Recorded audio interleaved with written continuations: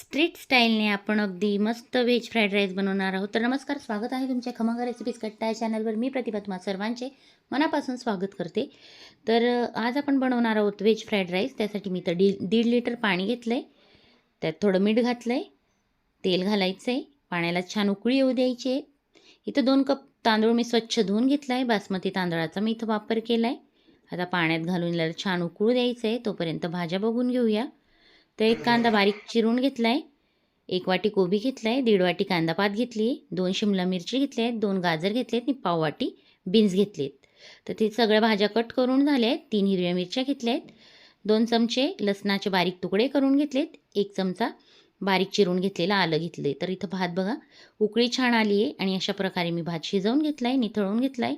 तर बेसिकली लोखंडी कढईचा वापर या रेसिपीसाठी होतो. तर मी इथं लोखंडी कढई घेतली आहे, 2 पळ्या तेल घातलं आहे, बारीक चिरलेला लसूण घातला आहे, बारीक चिरलेलं आलं, चिरलेली मिरची घातली आहे. आता घालूया कांदा, छान परतून घ्यायचं आहे. आता घालायची यात शिमला मिरची, गाजर, कोबी, बीन्ससुद्धा घालूया. थोडीशी कांद्याची पात घातली, थोडी कांद्याची पात ठेवली मी वरून घालण्यासाठी. आता भाज्यांना लागेल एवढंच मीठ आपल्याला यात वापरायचं आहे, कारण भातासाठी सुद्धा आपण मीठ वापरलं आहे. तर याला छान असं परतून घ्यायचं आहे. भाज्या खूप शिजवायच्या नाही. 1 चमचा आलं लसूण पेस्ट घातली आहे,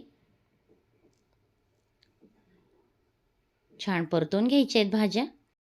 आता 1 चमचा ग्रीन चिली सॉस घातला आहे, 1 चमचा रेड चिली सॉस घातला आहे आणि यात घालायचे आता 2 चमचे सोया सॉस. सोया सॉस थोडा जास्त घालायचा आहे ग्रीन चिली रेड चिलीपेक्षा. त्याने भाताला रंगही छान येतो आणि टेस्टही खूप छान लागते. व्यवस्थित मिक्स करून घ्यायच्या आहे सगळ्या भाज्या परत एकदा. अर्धा चमचा मी मिरची पावडर घातली आहे. तुम्ही जर खूप स्पायसी खात नसाल तर मिरची पावडर स्किप करा. आता तो निथळून घेतलेला भात यात घातला आहे. भात ताजाच असावा असं काही नाही, तुम्ही रात्रीचा भातसुद्धा यात परतवू शकता. 1 चमचा व्हिनेगर यात घालू शकता. मी व्हिनेगर न वापरता लिंबाचा रस पिळला आहे, तो व्हिडिओ स्किप झाला आहे, तर तुम्ही त्यात लिंबाचा रस नक्की घाला. तर अशा पद्धतीने आपला मस्त टेस्टी फ्राईड राईस तयार झाला आहे. तुम्ही बासमती तांदूळच वापरायला पाहिजे असं काही नाही, सुट्टा होणारा कोणताही तांदूळ तुम्ही यात वापरू शकता.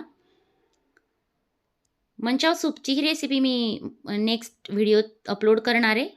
तर छान आपली रेसिपी तयार झाली आहे. व्हिडिओ आवडला असेल तर लाईक करा, चॅनलवर नवीन असाल तर चॅनलला सबस्क्राईब करायला विसरू नका. पुन्हा भेटूया अशाच नवीन व्हिडिओत नवीन रेसिपीसोबत. तोपर्यंत बाय.